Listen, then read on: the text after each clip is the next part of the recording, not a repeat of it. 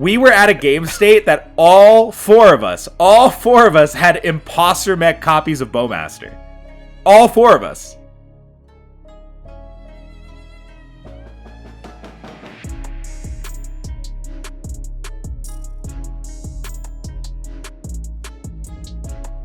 Welcome back to Colors Are a Crutch. I am your host, Max P, better known as Max P, and I am joined today by my co-host, the Talion Obliterator, the Stomper of Sisay, the Schlobby Dobby Enjoyer, the Kindly Devastator, the man with the golden tongue. He lives on Tropical Island. He is the Ka0s 11 champion, my glorious son, Max Sternberg, the one, the only Wounded Satellite. Max, Fuck yeah. Max, how you doing, man? How are you feeling? I'm doing pretty good, dude. I'm doing pretty good. I feel lighter, you know what I mean? That weight's off the shoulders. It feels nice. It feels real nice. You fucking did. I did.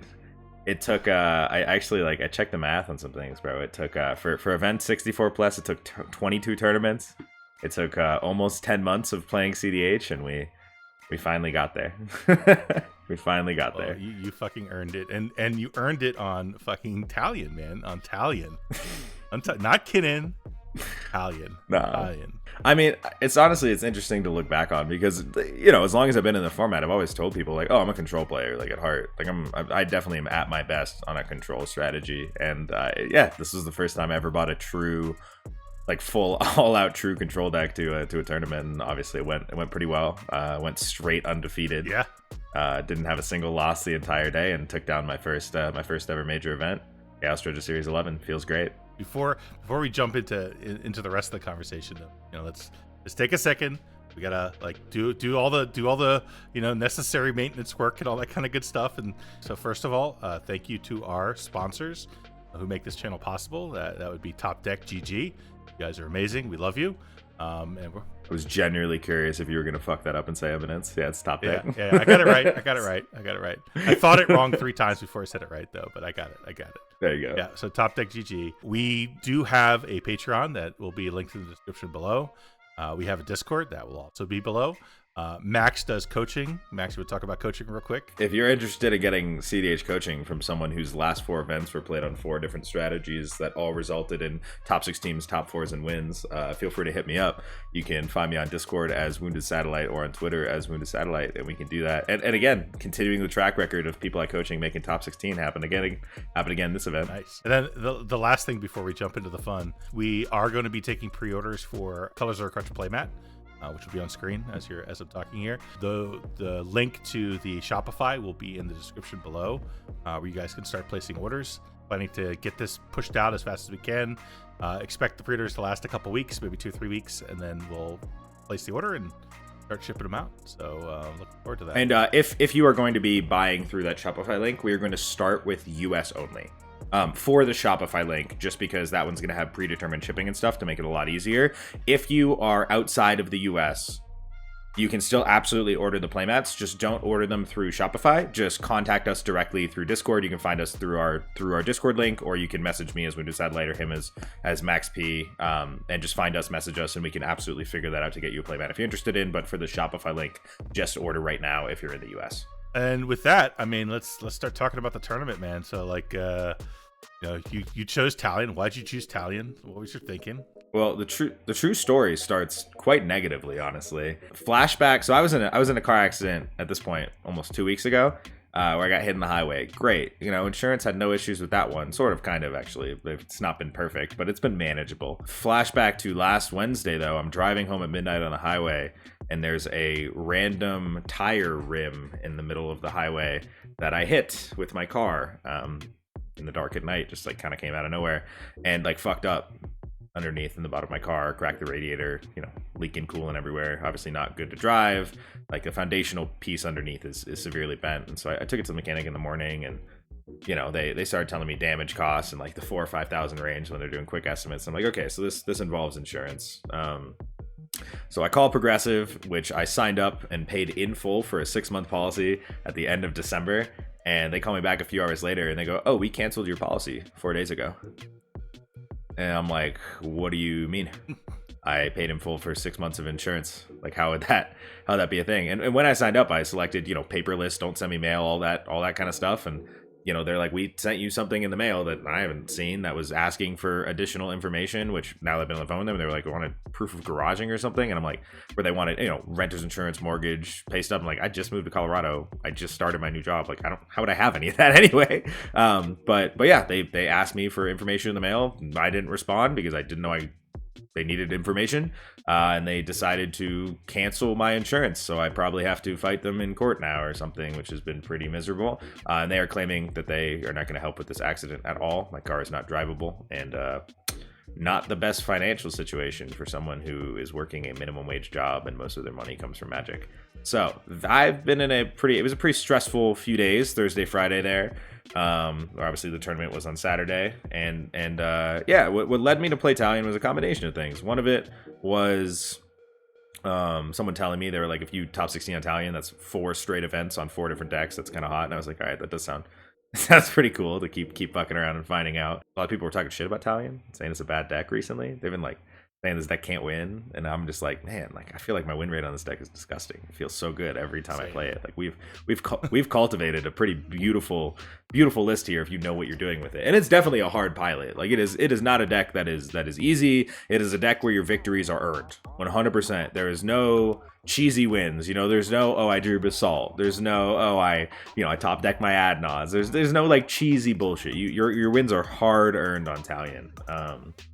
But yeah, I think the deck is gas. So I was like, damn, it'd be kind of cool to prove that it's gas. And then realistically, related to the insurance stuff, I was not in a good mental place. And what I said to my buddy at like 1 a.m. the night before Ka0s was, I said, I'm feeling pretty fucking miserable right now. I'd like to, gonna make everyone else miserable too. I'm gonna play control. Oh my god! I was like, honestly, with how I'm doing right now, I think it'll be good for me to just say no to people on repeat. And you know what?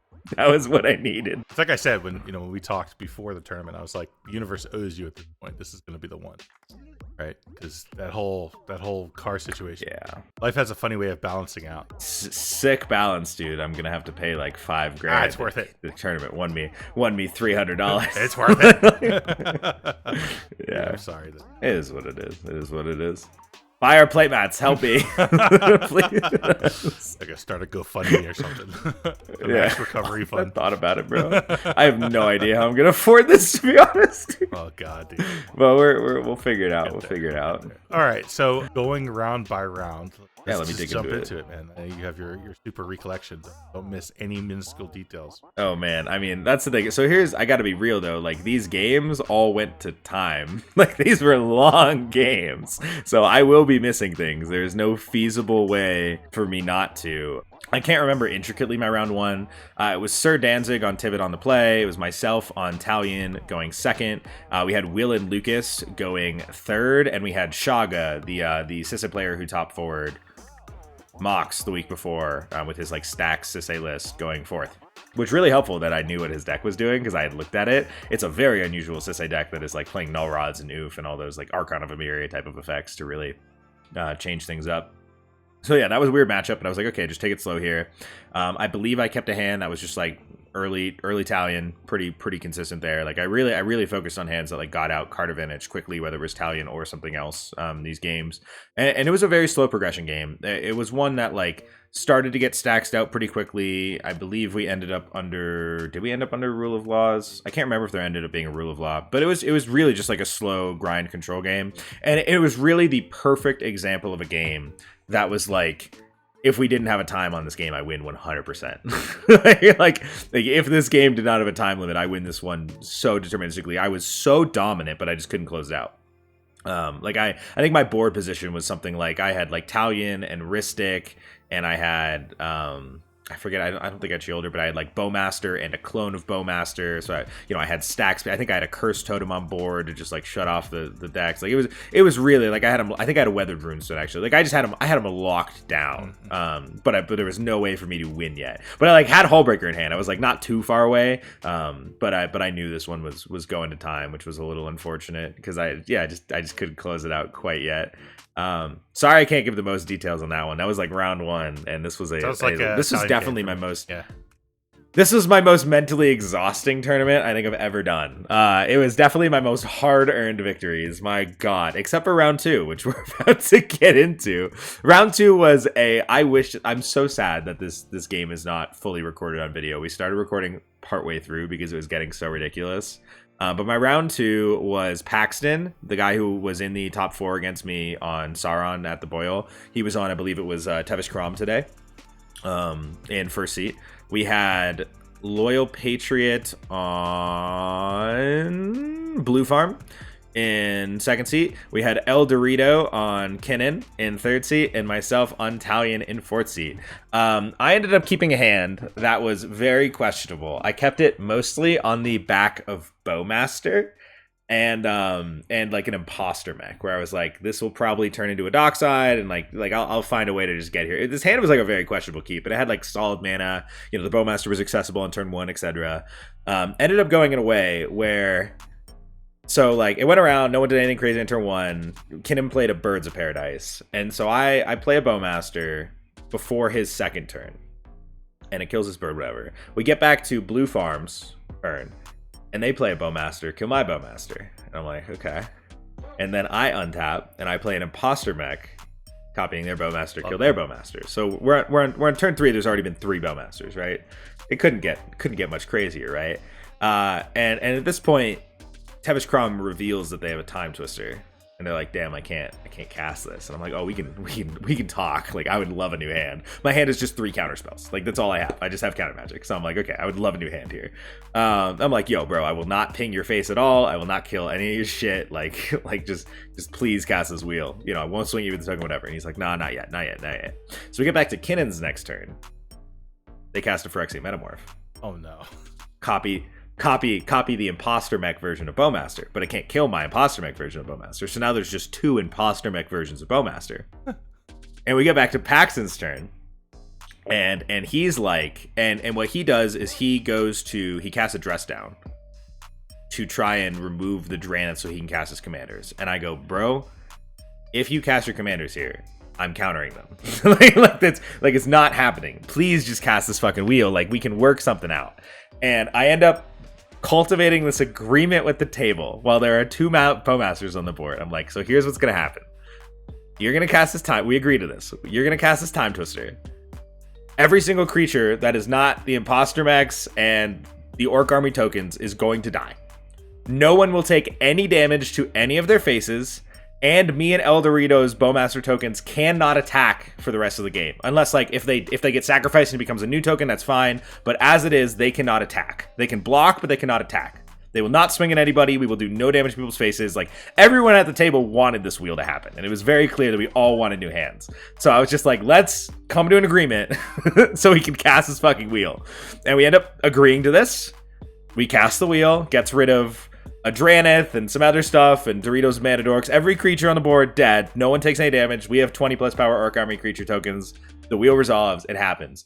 I wheel into just like straight gas. Like, I wheel into just like fucking Tainted Pact, Demonic Consultation, Imperial Seal, like mana, and like a piece of protection. Oh, and a Mnemonic Betrayal. And I'm like, oh my god. I'm like, okay. So I'm like, I got almost the Thoracle Consult combo here, but not quite yet. And everyone on their turn casts a couple value things to just like a few cards go to the graveyard, because it was a Time Twister. And what's really funny, this tournament, when I go through it, I had the most misplays of any tournament that I've ever played in, which is like very comical to me that this is the one I won.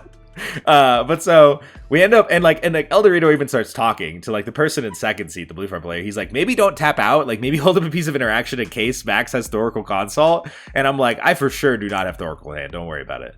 And they're like, he didn't say shit about Consult. They immediately said that.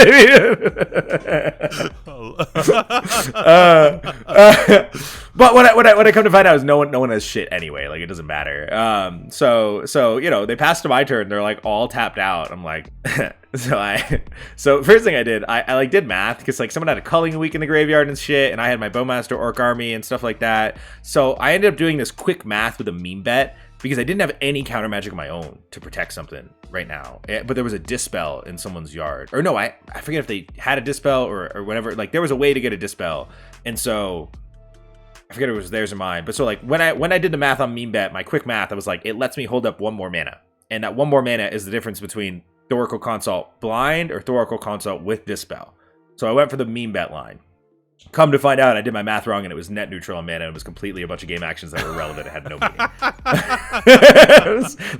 It worked out exactly net neutral that I had the Thoracle Consult with nothing left over. But what was funny is my top deck for turn was Wishclaw. So I was like, oh, lol. so I did this whole line to try and protect all of this with the meme bet. Like, went through like, okay, meme bet into Culling the Week and blah blah blah. And I was like, oh, then you drew for turn. This is the same. Like, oh. This is no. I did that on my turn after I drew. But like when I did the quick math on my turn, I was like, okay, if I meme bet just to get this Culling the Week and stuff, like it just lets me hold up this Dispel. So I was like, perfect. But yeah, I just for some reason, I think I missed the math on the 1 mana to activate Wishclaw. And so it ended up being completely net neutral, which means it probably was correct to just Tainted Pact and not Wishclaw. Yeah. So I guess I did have the full Thoracle combo without the Wishclaw. I was thinking I couldn't get there. I like totally missed that. But so yeah, I just Wishclaw and I grabbed Thoracle and I like think about it for a second because like I don't know, they all wield. I have no protection at this point. I'm like, do I just send this? And I'm like, Talion's on the battlefield too. Like maybe they just can cast something, but they're all kind of tapped down. I was like, you know what? Fuck it. Send it. Fuck it. So I just sent it. And that was the only cheesy win I got all day, and it was great because it was with 40 minutes left on the clock. And I missed one of the most important parts about this game. After the wheel, Paxton, after he wheels, he casts Phyrexia Metamorph. Right. Copies the Imposter Mech Bowmaster. But that was before or after the wheel? This was after the wheel. You said it was before the wheel. No. Kinnan already had one. This is the third another one. Bowmaster. This is the third one. Yes, this is the funniest part about this game. Right? I told the this. Bowmaster, I told it. The Imposter Mech of the Bowmaster, the Metamorph copying the Imposter Mech, then another fifth one. It went my Bowmaster, Blue Farm's Bowmaster, my Imposter Mech, Kinnan's Phyrexia Metamorph into Tavish Crom's Phyrexia Metamorph, and then we go to Blue Farm's turn after the wheel, and they play Phyrexia Metamorph. We were at a game state that all four of us had Imposter Mech copies of Bowmaster. All 4 of us. We all had one. And so I'm like, when I was tutoring, I was thinking like, do I get a Ristic Study? Do I get a thing? And I was like, any card advantage just kills me here. Like, absolutely kills me because I'm the only one with card advantage. So then they're all just going to point their shit at me. So that was part of my brain of like why I was just like, I just have to send Thoracle Consult here because there's no way this game does anything else otherwise. That's wild. There's no way anyone can do anything. That's wild. Yeah, it was actually like it was a wild game. It was a very wild game. But so yeah, I sent Thoracle Consult. It landed. No one had shit. It was just like that's the way that one worked out in the wheel. I'm sorry I forgot to mention the Bowmaster thing before. That was what was so wild about that game.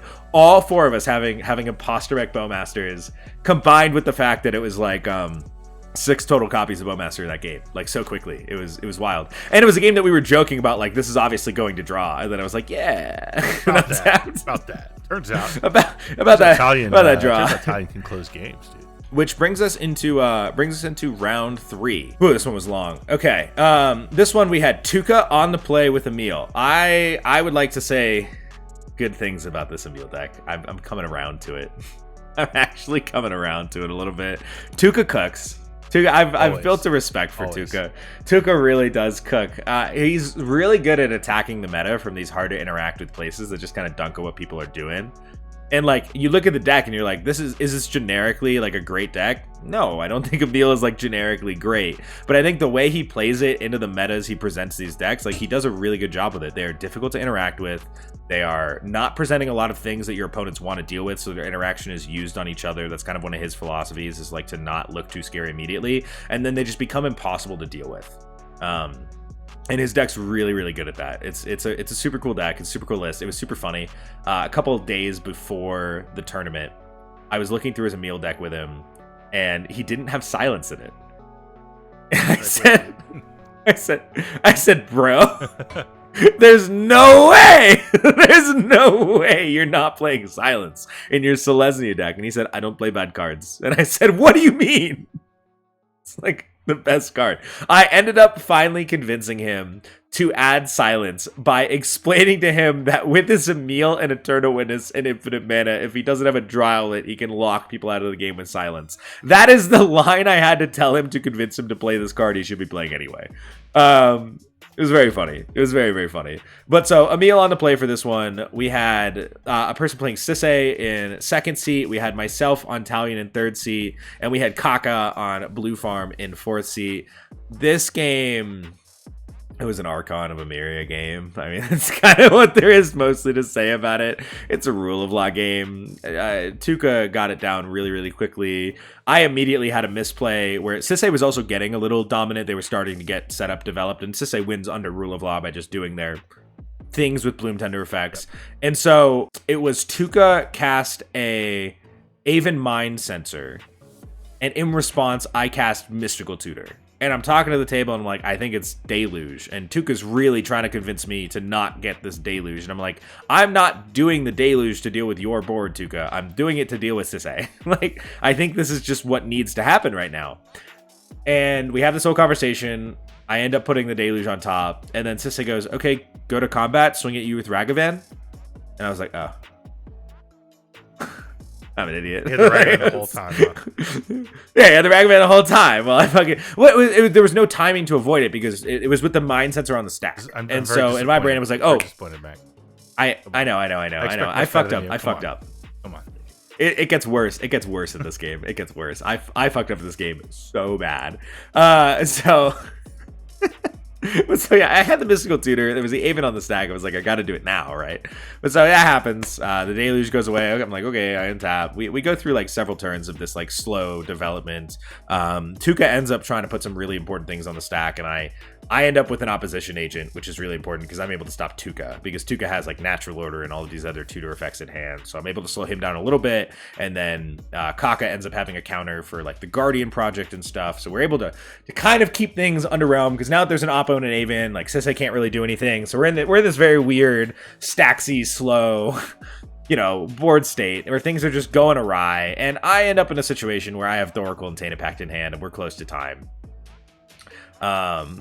And we are like 100% losing to Tuka on his next turn. He has like developed the board where we know he has it. He has Seaborn. He's got everything going.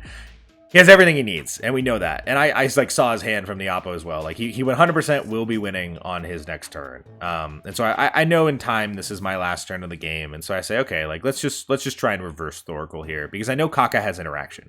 He's made it very clear that he has counter spells that cannot hit creatures.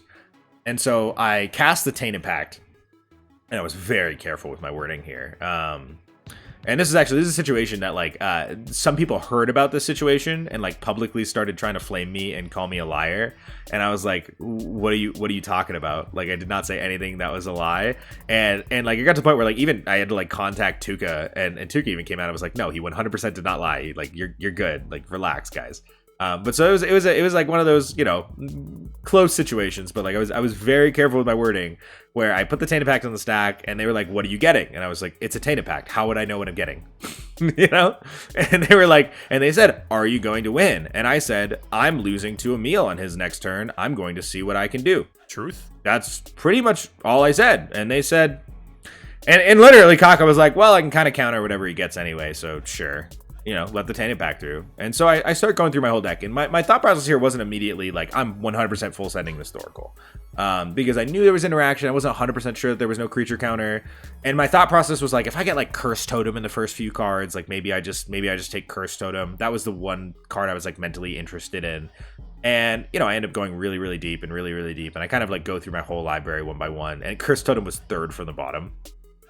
Which, oh my god, I wish it was one lower, because what ended up happening was, because I had the Talion on board and I had the Thoracle, I thought there was a really good chance that someone had a piece of removal, especially being against like, Selesnya and Sisay. Like a lot of these decks just have removal. So I didn't want to just play the Thoracle with... I didn't want to go to 0 cards in library because I had Talion, so they can just make me draw a card. I didn't want to go to 2 cards in library left, because then they can get rid of my Thoracle and my Devotion's only 1 with Talion. So I was in this really awkward place where I was like, I have to take the second to last card here, I think, which was irrelevant and made me have to pass up on the curse totem. I really wish the curse totem was one lower. But so then I go, okay, and I play the Thoracle, and Tuka just uses Emil to blink his endurance that's on board, and I'm an idiot, and I fucked up again.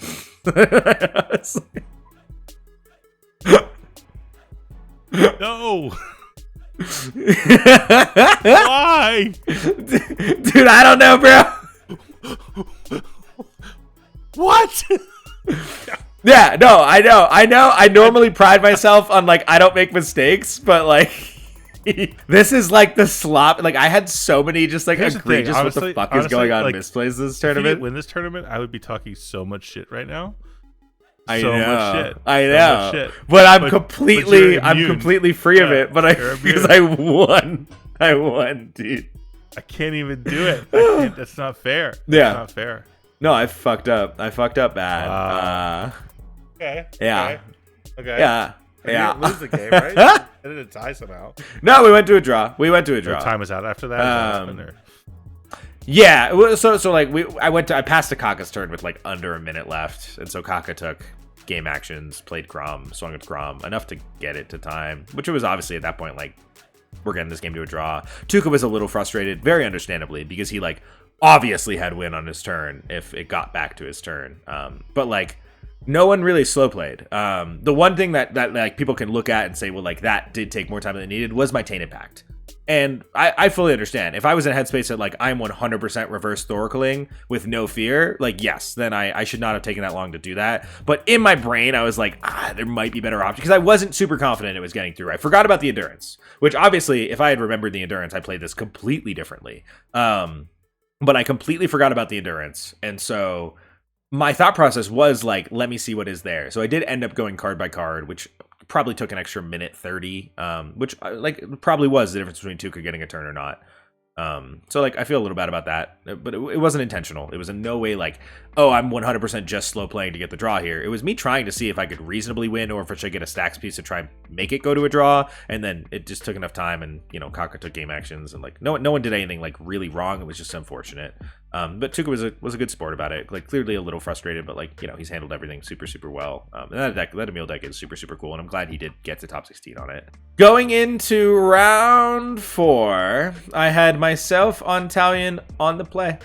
That's right, on the play. We had Timna Krom in second seat. We had Selesnya Elevir in third seat, and we had Rog Thras Polymorph in fourth seat. This was a wild pod. This was a absolutely wild pod. Talion, Blue Farm, Elevir, Rog Thras Poly. This is a good one. I like that pod. This is a great game. Yeah, this is a deluge pod. Where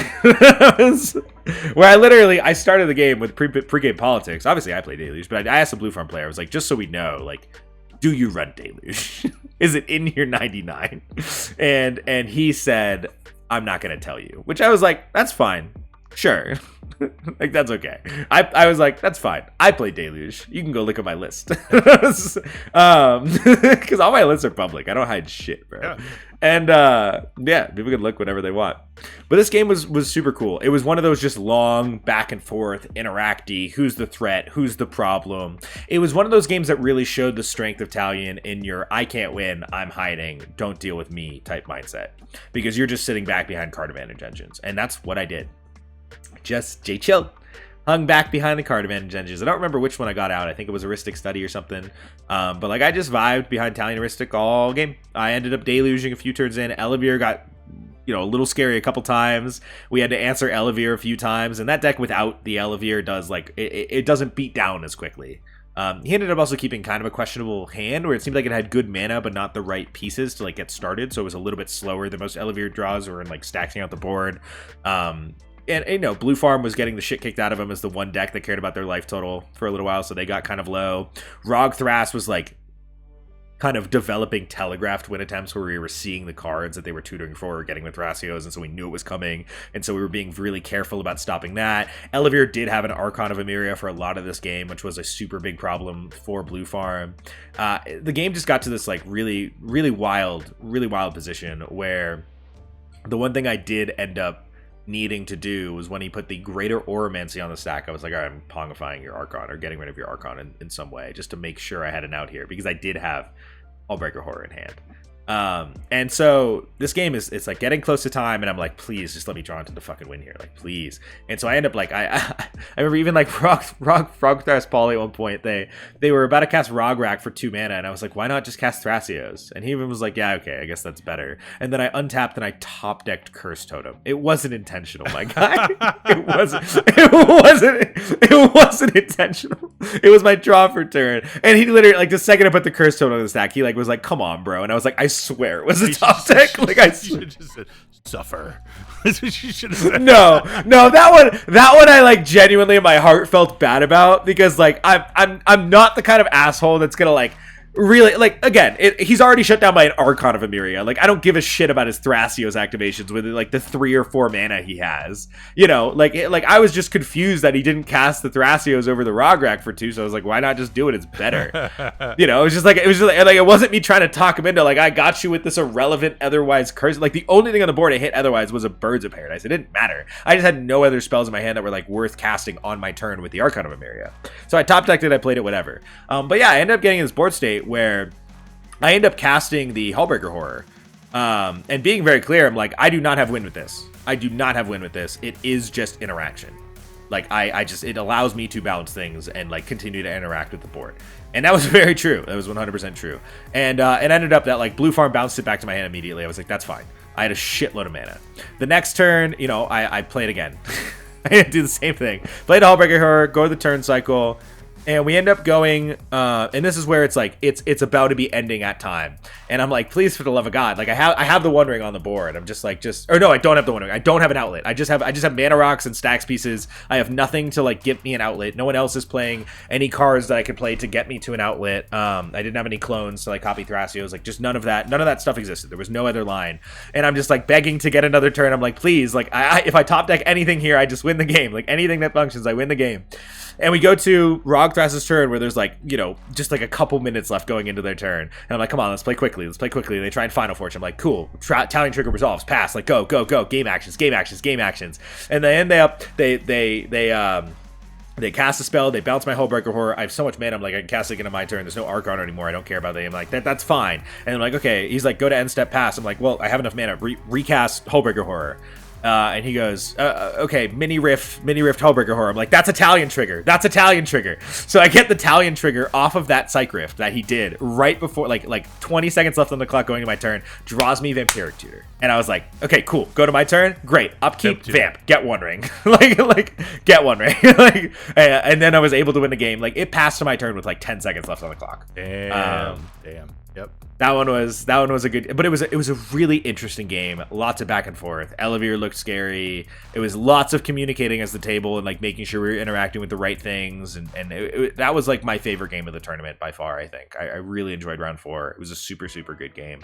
I gotta ask them if they have a recording of that one. That was just like you cast Hullbreaker Horror 4 times. Yeah, I think so. Yeah, nice. Against it 4 times. Nice. That one was good. We got there, but again, like just another game. Like all my games are going to time. Besides round 2, all my games are going to time. And then round 5, at that point, I ID'd. No big deal. Yep. You know, some people don't like the draws. Whatever, you can deal with it. But so I went into top 16, 2-0-3. 2 of my draws were natural though. They weren't me IDing it. They were natural draws. I promise. You're good. Only one ID this time. You know. We'll take a deep breath. And then we going into top 16. We had a guy running something very close to my Cannon list on the play. Always good to see that. It was his first top 16 as well, so shout out to him. We had myself and Talion in second seat. We had one of my coachees, Willy Hilly, back in top 16 again on Blue Farm in third seat. Always like to get a little, you know, coachee versus the coach action here. Good little storyline. It was definitely a fun game. Which, funny enough, is I guess his wife knows my voice from hearing our conversations at this point, and she walked into the house midway through his top 16 game, heard my voice, and goes, "Oof." It was just like rough, bro. Sorry. That's funny. Yeah, he laughed a little bit. He was like, yeah, she was like, sorry for your loss. Damn. And then we had what deck was it? Oh, it was 5-color Joda. It was a 5-color Joda, literally named Midrange Hell by Pajamas in 4th seat. This game was awesome as well. This game was such a good game. Really good Talion grind. I will announce my hand here. Once again, I will send you the picture of this so you can put this on the screen. I kept such a risky keep. The hand I kept, the only source of mana that I can actively use immediately in this hand is an Ancient Tomb. It has a Jeweled Lotus. It has a Mox Amber. And I went to 6, so there's only 6 cards here. So Ancient Tomb, Mox Amber, Jeweled Lotus, and then I had Vampiric Tutor, Demonic Tutor, Deadly Rollick. I top deck a land on turn 1, I win this game. That's what it says. You don't to even me need when a I look at land, this right? If you top deck a Mox, right? Sure. Anything that produces a color, I win this game. So many ways to get a color. Like, when you showed me the hand at first, I'm like, oh, damn, that's super risky. But, like, you stop and think about it for a second. You had so many outs to get that color. It's actually, like, not that risky. I think it actually was pretty decent. But yeah, go on. I mean, if I have a color choice turn 1, I win that game. That was what I looked at. Yeah. Top deck Forbidden Orchard turn 1. I'm like, LOL, sounds great. So yeah, I just fucking Forbidden Orchard, Jeweled Lotus, Talion. I could hear the pain in Willie's voice when I played that Talion. And then I go Mox Amber, which lets me also hold up Vampiric Tutor and Deadly Rollick at this point, which is like wild for turn 1. Yeah. And Willie, by the way, immediately plays real quick. So anyone who like plays Talion and thinks that you shouldn't play Mox Amber, this is why you play Mox Amber in Talion. Yes, it's so you can immediately hold up mana. It's really good. Willie immediately plays a turn 1 Draenith, and that's why he was so mad that I played turn 1 Talion. Because he was just counting on me not having a turn 1 Talion and shutting down Sisei Kinnan and me with this Draenith. But so, got him, and guess what? That Draenith, also a Talion trigger. Thanks for the card. So then, everyone else is like, oh, that sucks. Go to the end step before my turn 2, and I go, great, Vampiric Tutor. Put a Ristic on top, baby. Untap, Ancient Tomb. Tap Ancient Tomb and Mox Amber, Ristic Study, still holding up a mana. Turn 1 Talion, turn 2 Ristic with positive mana development. This is a good game, my guy. This is a good game. And yeah, literally, like, there were so many random Talion and Ristic draws in the first couple turns. Like, Willie, before I went to my next turn with like 10 cards, and he was like, guys, we are fucked. And I was like, you're not, though. I have nothing related to any win line in hand. And he was like, I understand you can't win right now, but I also know that we can't either. And I was like, can't win right now. Not wrong. And this game, yeah, you're not wrong, but we're gonna be here a while. we're gonna be here a while, and this game ends up getting a little crazy. I don't have too much interaction, and my interaction ends up being like I drew all the really niche interaction, not the just like hits anything interaction. My hand was like the Trishana's Tie Binders and the Spell Snares and stuff like that. Not as much of like this counters anything you do, just more of the like this will hit some things, which was a little unfortunate because I had to let some things through. I ended up not countering Willie's Smothering Tide, which was the very questionable one to me.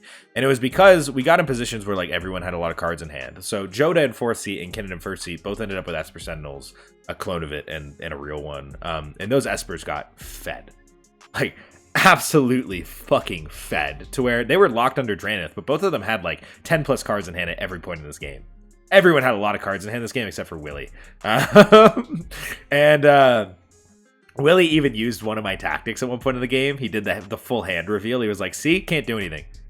Literally, that was how he got his Smothering Tide through. He goes, bro, I'll show you my hand. I'm like, show me your hand. And he shows me a hand that's like Chain of Vapor, Flusterstorm, something, like 2 other cards that like, oh, Meme Bet, but there were no graveyards yet. Like, but it was a hand that absolutely could not win right there. And I was like, fine, you can have your Smothering Tide.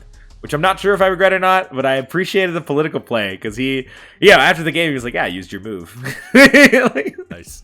I love that move. I actually had a little dice next to me. I was keeping track of how many cards in his hand I didn't know. So we get to these positions now. A couple turns go by, the Smothering Tide occurs, and then Joda plays a Dockside. This is where things start to get out of hand because that Dockside makes a lot of mana. They can't win the game yet, but they can progress. And so they end up slamming down like their own Smothering Tide and their own, other creatures. I don't even remember what it was, but they just start playing value pieces. That deck, by the way, plays like no instants. It's got like 8 instants in the whole deck. I think the only interaction is Myberg, Jep, and Silence. I think that's it. Otherwise, it's all just like creatures and stuff. And, this continues. Now him and Willie both have so much mana, and so now they've also stopped they've started paying for all my Ristics because I have so much mana, so I'm drawing less cards. And I'm like, guys, like, if you can't deal with each other, I'm the one who has the interaction. Like, you might want to give me some cards or we're gonna lose. And we end up where Kinnan then copies the Dockside. And Kinnan with a lot of mana is terrifying. And he's not able to win with it right away. I do convince them to crack their treasures. And so there's a ton of floating mana here. Because I'm like, you can't let Kinnan have that much mana. And what Joda does on the end step before my turn, or not the end step, but like the main phase where they cracked all the mana before my turn, is they play a Wrath, which gives all their legends flash speed. They can now cast them as instants. And he plays WoundedSatellite Empress. Luan is a card I have tested in Kinnan. And the reason I do not play that shit is the same reason you see a lot of Sisay decks not run Oppo. It is a card you do not want people to clone against you because it's really fucking backbreaking if they do. And I understand that blue clones like Fimage and Flesh and Metamorph, you can't cast them with Luanza. That's true. But there's a lot of decks that play Finale Devastation and Quarter Calling and Invasion of Ikoria and Imposter Mech, you know, all these effects that can get a clone into play without getting a clone into play. You know what I mean? So you end up copying the Luan. And then you fucking dunk on him with it. And so I go, oh, I lose my Talion. That sucks. Untap. Imposter Mech, baby.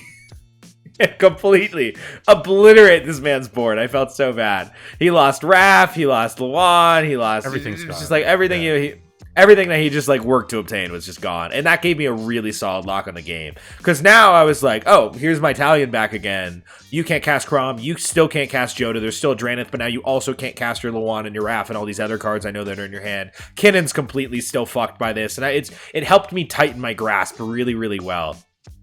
And this was where Willie decided to go for it. He was like, this is my window. Like this is what I have to do now. Where I was like kind of tapped. I was almost tapped out. The one thing he did that I really disagree with was he Chain of Vapored my Talion on the end step before his turn.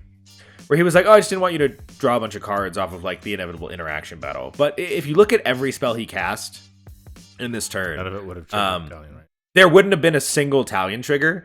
And when I told him, I was like, bro, like I understand, but you could have done that after you saw if your stuff resolved. And then I totally understand bouncing the Talion after you've like resolved the spells that I'm about to explain that he tried to cast. But what you did was you know that they each have a shitload of cards in hand. You know that I'm very limited on interaction right now. I've been very clear about that. I can't hit most things. And you took away my advantage to like potentially keep the game going if you don't get there. He went a little too all in on it, I think, with this Chain of Vapor being preemptive. I guess actually it triggered one time because what he did was he Chain of Vapored his own Dockside and then copied it and hit Talion. And so I would have gotten one Talion draw off of the Dockside cast, which made, for the record, over 20 treasures. Jesus. He had, after he cast this Dockside, he's at 28 treasures. And like, I'm sitting there, my only counter magic in hand is Pact of Negation and Force of Will. And that works right now. And like, I had a Spell Pierce, but like, he has 28 mana. That doesn't matter. You know what I mean? Right. So I don't have, well, I had other blue cards. But it was like, I had to be very, very specific because I know that Willie's going for this win attempt, obviously, and I need to stop it. But I also need to make sure I don't just lose to Kinnan and Joda, each with a shitload of mana and a shitload of cards. And if I have no further interaction, and I have a Ristic Study, but everyone has the mana to pay for it, so it doesn't matter. Like, it was this really difficult situation where I was very, very, very clear to never lie and never say I have zero interaction hand or I have nothing. But I did like absolutely tell them like I will need assistance. I need you guys to cast spells. I do need other cards here because what ends up happening is Willie casts Mnemonic Betrayal after this Dockside, and Joda responds with a Silence. And Willie responds with Ad Nauseam, was the one card in his hand I didn't know. And I was like, you fucking asshole. And I was like, with 28, 20 treasures still. So I'm like, all right, that's a problem. Yeah. That's a so I cast the Ad Naus.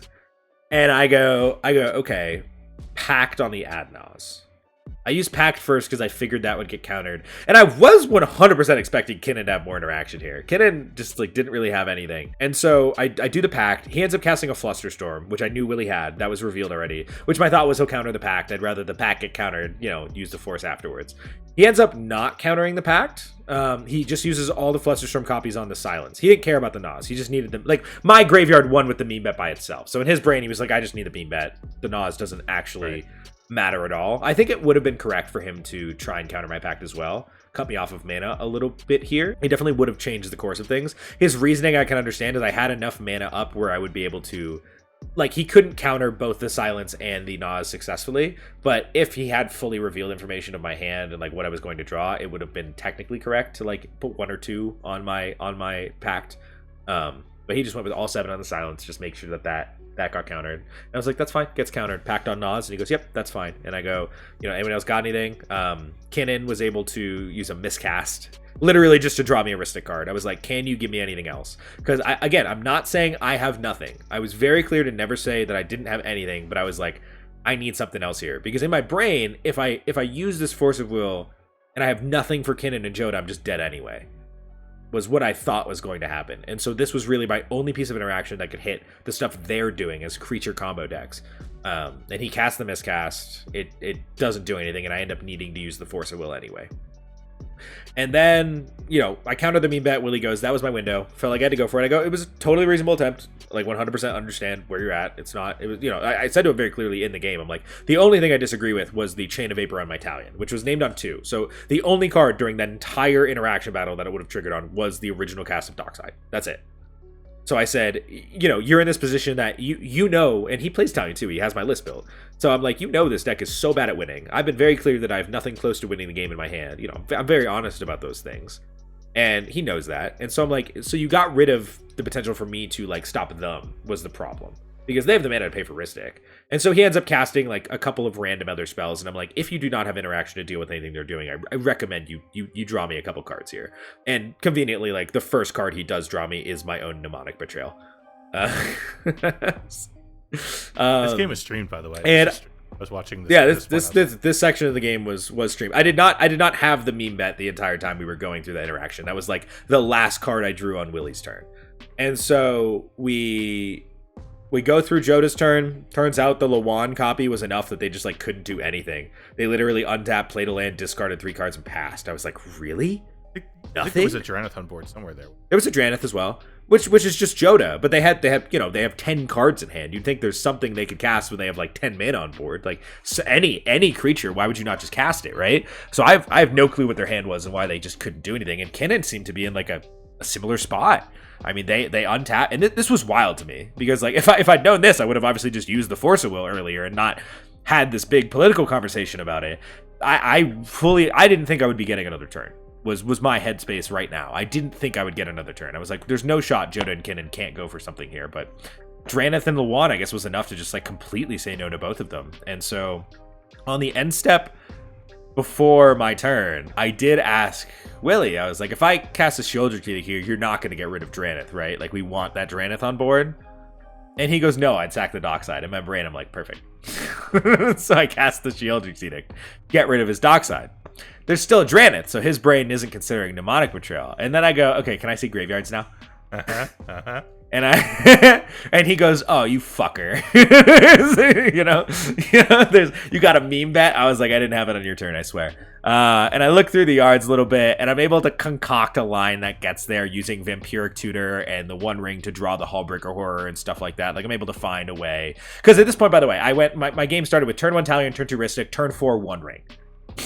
So I was just like, I got cards. Yeah. But so I show the graveyards and they're like, okay, but there's this Dranith, so like he can't do that yet. And I go, Pongify Dranith. Which in my brain, I was also thinking like, does anyone react in a way to this where I think they might have counter magic? I was looking at, and like clearly no one had shit, which was wild to me. You could see the sadness in their hand like, motion from the yeah, they were like, yeah. And so, yeah, I untapped, I pay for Pact of Negation trigger, which I sadly had to do. I wasn't expecting that. And then I had enough mana exactly to, like, meme bet into Dockside with, like, 1 piece of protection. Where once the meme bet resolved, I was holding up a Dispel, but then I was like, oh, then I was like, okay, play this 1 more land from hand. Now I have 3 mana, and now I can cast the Silence that's in your graveyard.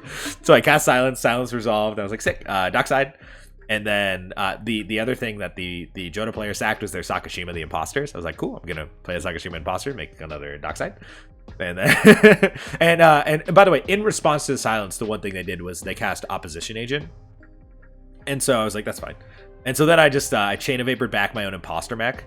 so I could make that another clone of Dockside, and then chained a couple rocks back together, and then I targeted their Oppo, and silence is already resolved. That there's nothing on my board that they can hit there that I care about. I haven't like gotten Hullbreaker or anything yet. So yeah, that they just like let that go. The one thing they could have done that would have been better would have been to chain their own Dockside back to hand, so I couldn't copy it with Imposter Mech. But I had enough mana anyway. It didn't matter. It was just extra. Yeah. I did like have enough, absolutely. And so then I was just Vampiric Tutor, put Hullbreaker on top, and from there I just explained the line. Everyone was really cool with it. They saw the writing on the wall, and I was able to win my first ever top 16 game on Talion. Let's go. A nice little over 2-hour grind fest, and we found the line. We sat back, we chilled, we trusted in the cards, and we found a way. And you were watching at this point. You were talking some shit in the chat. How about you talk about that a little bit? Yeah. So I'm talking all kinds of shit in the chat. I'm asking Samurai Dancers doing the casting at that point, and every time I jump in chat, I got to talk shit about Talion. So I'm like, Talion, there's a Talion in top 16, isn't there? There's a Talion, and everyone starts doing the Talion can't close games, Talion can't win shit, which is half the reason you end up playing it in the first place. And then as you're winning, I'm like, Samurai, what is the name of your kindly lord? Just say it. I just want to hear you say it. So just talking shit. Loved it. I'm glad I got to support our list here. Amazing. And prove people wrong. Dude, I tell people this deck's really good. It actually wins in a lot of ways. It's just not good at getting to those ways. Yeah. And shout out. You need to really develop. Shout out Captain Moral Support too. He was also talking lots of shit about Talion in the chat, and on the side, he and I had a little conversation where I'm like, okay, here's what's gonna happen, right? When Max wins this tournament, you're going to build and you're going to play Talion, and he's down for it. He agreed. He's like, I'm down for it. I'll do that. And yeah. If Max wins, what did you have to do if I didn't win? No, it was a one way thing. Oh, it's risk free. I mean, basically what it was is if you didn't win, he would talk shit about Talion endlessly till the end of time. Is probably what. I think I've taken away people's ability to do that. I think that's over. It's kind of the point. Yeah. That's kind of the point. Yeah. That was why I did it. I was like, I think this deck is great. So we go into the finals, and this was a finals pod. We had Renzo on Sisay on the play. Looked like a more traditional Sisay deck. We had myself on Talion going second. We had our blue farm player going third, and we had Shaga, the stack Sisay player, going fourth yet again. I saw him in round one, and I saw him again in top four, and it was his second top four in 2 weeks. He top foured Mox as well, so like super impressive on his part to keep doing that consistently. This game, my hand was not as good. I kept, I think, a 6. I kept a hand that was literally 2 lands, Jeweled Lotus, Mystic Remora, and then like a couple other cards. And I said, just trust. Turn 1 Talion. In my brain, I was like, I had Shield Exceeded as well. So I was like, I can turn 1 Talion. Turn 2, I can Shield Exceeded if necessary, or do the fish. I ended up waiting a little bit on the fish, which was totally, I think, the correct call for this pod. Where, yeah, I mean, Sisay gets off, did their normal thing. I think it was just turn 1 Raggy. I go land Jeweled Lotus Talion, name 2. Blue Farm, I think, goes land Mana Crypt or something. Or they went land, they enlightened the Mana Crypt before their second turn. Shaga ends up going what ended up being like very important play for the rest of the game. Turn 1, land Deafening Silence. 4th seed, which really set the tone for this one. Yep. We love I dealt with so many rule of laws this tournament. It's not my fault the games took forever, I swear. Jax is back, apparently. But so on turn 2, on tap, I play a land. I haven't drawn another land at this point, which is frustrating. But I do have, I think, Vampiric Tutor in hand at this point. And I look at it and I say, okay, I could play the fish here, but against Sisay and where Blue Farm's at, I don't think it's going to draw a lot right now. So I think it's probably better if I wait to play the fish to just maybe have more mana to keep paying for it, or maybe get to a position that people are using more interaction, that kind of shit. And so I decide to just play land and pass, hold up Sheoldred's Edict, which I end up using on the end step before my turn 3. I don't know why Blue Farm did not play Tymna here, because they had Light Tutor for Mana Crypt before their turn, so they had 2 lands of Mana Crypt, and they just like didn't play anything. They just passed. In my brain, I still can't figure out why they didn't play Tymna, And I don't know if they somehow saw the Shield Strategic in my hand. Maybe they saw it at some point and knew I was going to do it. Like, that's the only thing that makes sense to me, is that I somehow flashed Shield Strategic. Otherwise, I have no idea why they wouldn't cast Tymna. Because they did nothing. They used no interaction. They weren't holding up anything. It was confusing to me. It was very confusing to me. And maybe there was a piece of interaction that we just didn't see till way later, but I was surprised they didn't play Tymna. But so I ended up using the Shield Strategic on the instant before my turn to kill Ragavan and Noble Hierarch from the 2 separate Sisay decks. And Sisay landed a Bloom Tender at this point, which is obviously a very, very, very powerful piece. At that point, I untap, I play Mystic Remora. You know, say, okay, let's see what happens. I did draw land here, so like I need to start getting something going. I need to get more card advantage, and you know, people aren't being fed that much because there's a Deafening Silence, which is, you don't really want to play a fish into a Deafening Silence, but it's what I had to do here. And at this point, I think pretty quickly, Blue Farm gets down to Shieldred, which is what really started to take a toll on this game pretty quickly, because I'm the only one who's drawing extra cards a bunch. You know, because there were several Talion triggers and fish triggers from things just naturally occurring in these next couple turn cycles. And this game took a really slow progression. On the end step before my next turn, now I Vamp Tutored, yes, and I got the Mana Crypt, which I didn't even try and hide it. Because one of the things with Talion, you really are hiding behind this curtain of, I can't win. Don't be worried about me. Just let me deal with problems. Give me cards to deal with the problems. That's the correct way to play the deck, I think. And so when I Vampiric Tutor there, I don't want people to think I'm getting Thoracle or Consult or something. So I literally tutored in a way where I got the Mana Crypt and I just tossed it face up onto the board. Made it very clear to everyone, I'm getting a Mana Crypt here. I'm not getting anything related to a win. I'm just trying to keep my fish around. Because I need to set that tone. That's not lying. That's not deceiving. That is honestly what is occurring. I'm setting the tone of, I'm not winning the fucking game. I just need to keep what I'm doing going. And so I was able to do that and keep the fish around for a little bit longer. But this Shieldred is like quickly draining my life total. And we end up in a position here where I had a Spell Snare in hand, and Blue Farm casts a Dockside. And at this point, they have a Shieldred on board. And I'm looking at him like, Dockside gives you enough where you can cast Tymna and Crom. That's probably enough advantage that they can break parity enough to get too far ahead. And that's really what I was looking out for here, because my hand, all I was drawing was counter magic on every single draw. And so I was really just trying to hit pieces that let people get too far ahead. So I hit Blue Farm's One Ring a couple turns before with a Fierce, just to make sure, because I was like, this is a slowed down stacks board state. Like, they 100% win with a One Ring here, just because this game is going to go for many, many turns, and that's very clear. So I hit that. You know, the Dockside, I'm considering it, and Sisay player in 4th seat Chaga ends up making a deal with me where they reveal they have an Assassin's Trophy, and they say, and we make an agreement where he goes, I'll Assassin's Trophy the other Sisay's Bloom Tender if you deal with this Dockside. And so I go, okay, and I Spell Snare the Dockside, which completely stops Blue Farm. They just immediately pass the turn to, well, no, they swing Shieldred at me to make a point, and then pass the turn to Sisay, where I was hoping his first action would be Assassin's Trophy, but annoyingly his first action was Dockside, which conveniently puts him in this nice gray area where he 100% will have the ability to cast the Assassin's Trophy, but the mana colors he left up could not cast the Assassin's Trophy without the Dockside. So if I want him to cast the Assassin's Trophy, I have to let the Dockside through. I do have a mana drain in hand as well. And so I end up letting the Dockside through. He makes a bunch of treasures, only like 4 actually. It wasn't too crazy for him. And so, yeah, he makes a bunch of treasures, and then he does end up casting the Assassin's Trophy, targeting the Bloom Tender, where Sisay ends up having a Touch the Spirit Realm to blink it. And in the 2 Talion triggers that I got from this Assassin's Trophy between the Mystic Remora and the Talion on 2, I drew Oppositioning. I did not have that before in the earlier part of this conversation. Some people thought I had it all along. It was being a dick. Like, no, I drew it off the Assassin's Trophy.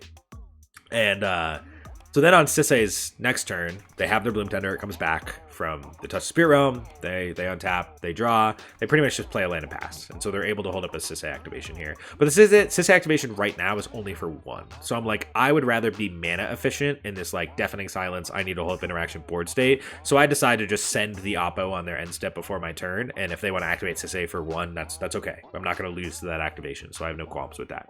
So I play the Oppo. They respond to the Sisay activation. They get Oath of Nissa, you know, get a land into hand. Or I think they put Gaia's Cradle in the hand or whatever. It was nothing too crazy. And then I go to my turn, and my life total is getting really, really low at this point with the Shieldred. I think this is where I just Imperial Sealed. And And I even told, again, like I'm keep casting all these tutors, and they're worried. They're like, oh man, he's gonna go for the win now. And I'm like, nope, I am getting a Shieldred to try and stay alive. And they're like, are you willing to reveal that?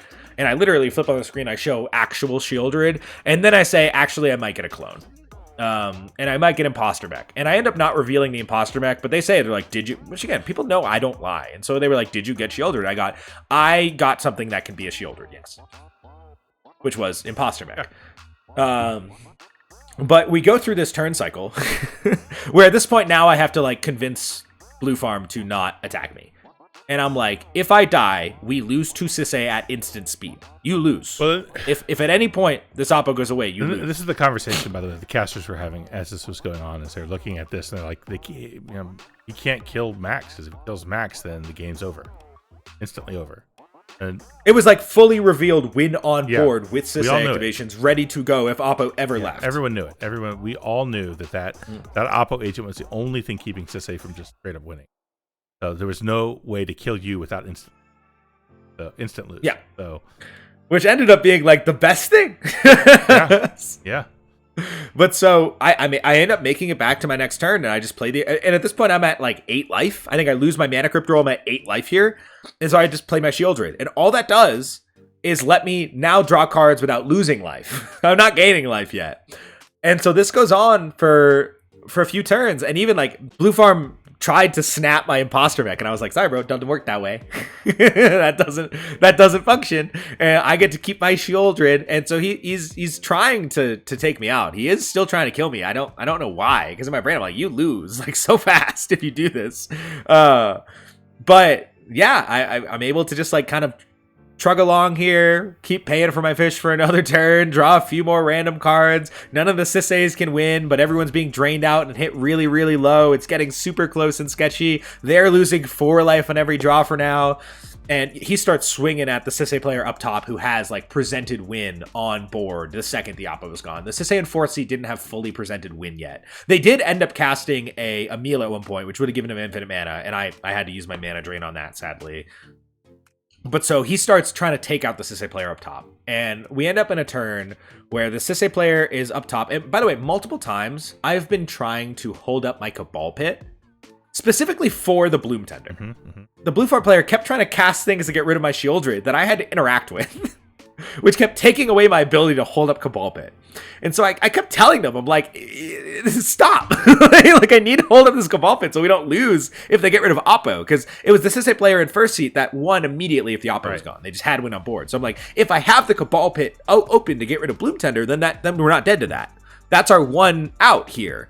So I'm not able to hold up the Cabal Pit for most of this, but we end up in a position that Sisay is at. They go down to like 2 life to do this thing, where he tries to kill them with Crom and Shieldred. And so he blocks Shieldred with Sisay, and he swords the Crom.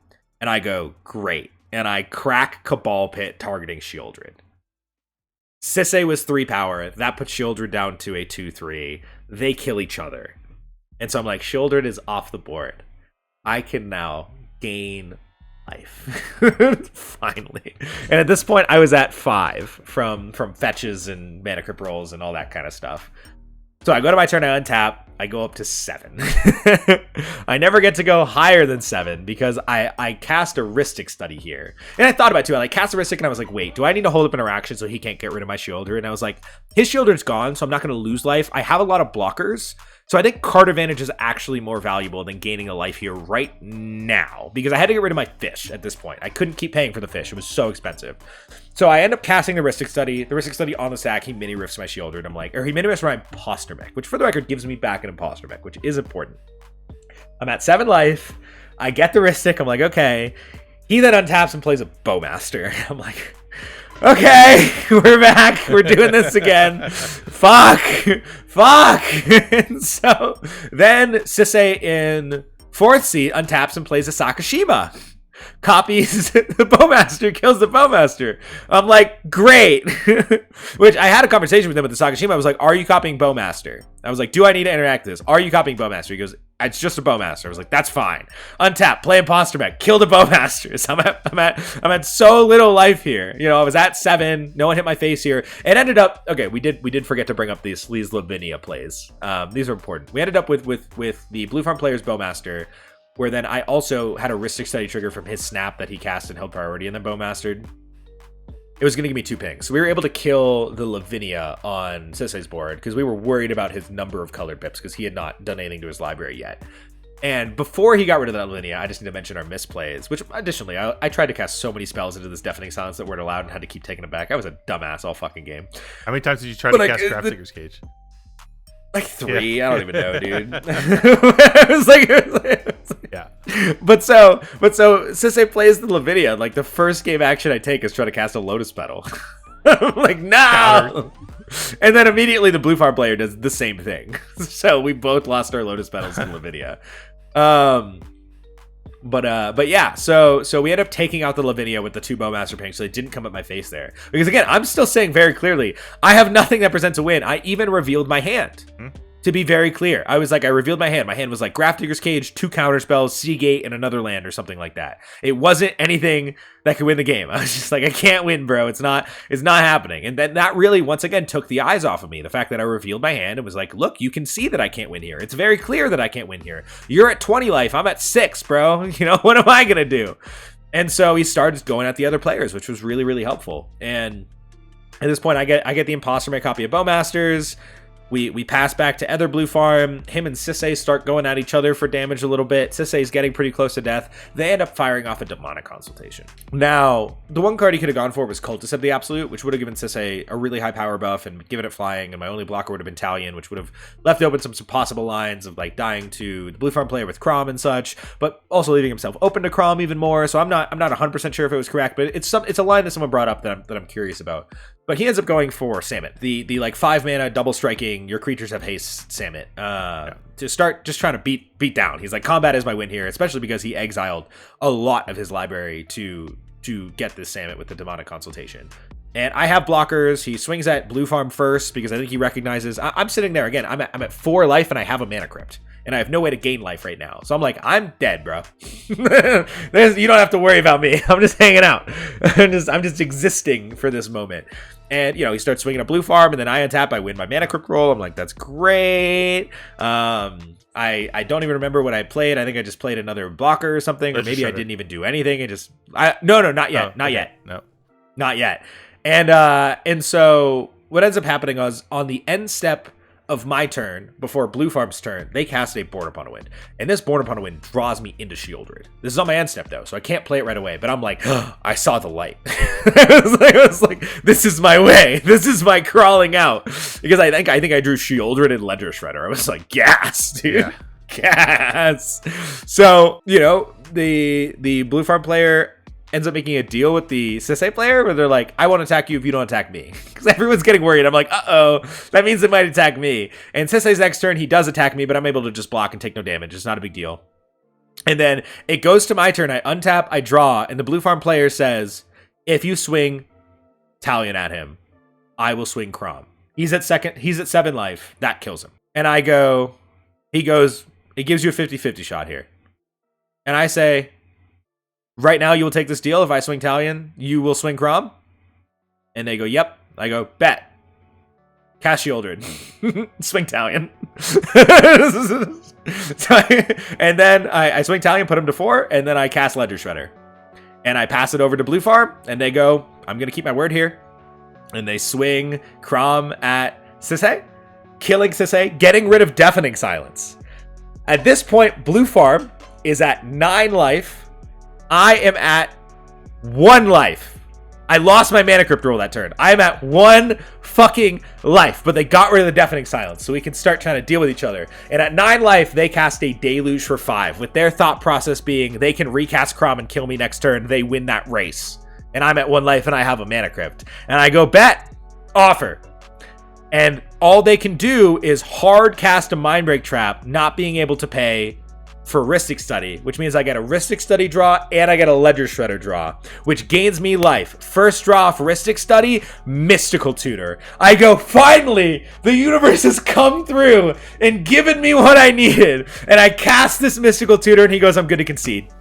Amazing. And I win my first tournament. Damn. And we got there. And just to put it into perspective, like while this is going on, I'm in a hotel room. My whole family is asleep around me. I'm watching on my computer quietly as I can, and like I like jump up and like run out of my room into the hallway, and I'm just like jumping up and down to the hallway at this point. So freaking excited. And then they did your whole post game interview, and then that got all cut off by commercials and stuff. So yeah, we'll put a link to it in the chat in the description, because it's worth checking out, because it was pretty cool. I was pretty cool. Very passionate and excited. Yeah, I did a whole I would like to thank the Academy type of speech. Yeah, you did. It was awesome. No, I apologize for everyone I forgot to shout out. It's nothing against you guys. We're just too many people. I ended up like I celebrated by ordering insomnia cookies, and my street does this weird thing on Google Maps where if you put in my address, it will actually, for some reason, it thinks my road is closed when it's not. And so it actually tells you to go to like the next road over that isn't connected by a road. So there's no car driving to get to it, and then walk like 2 minutes to my house, which is really annoying. And so I guess that's what it did with the delivery drivers. So it took them to this wrong neighborhood. And I didn't know this on the first time. So I ordered the insomnia cookies. I finally see they're delivered. I go outside, they're not there. And I check the like delivered image where they take a picture of your front door showing it's there, and it's just not my front door. Oh, and I'm like, no. So I waited an hour for these. They're my celebratory cookies for winning my first tournament. And I call, I think it was Grubhub, and they end up refunding my order. And I'm like, fuck it, I'm gonna reorder it. And I put very clearly in the order notes, call me when you're delivering it. I will tell you where to go. Please don't deliver it to the wrong house. Like I made it as like bold and clear as humanly possible. Selected everything to like not let them just fuck this up. And fortunately, I was looking at the map this whole time where you can see where the delivery driver is. And so I was able to see that they went to the wrong street in the wrong neighborhood on the second delivery that I waited an additional hour for.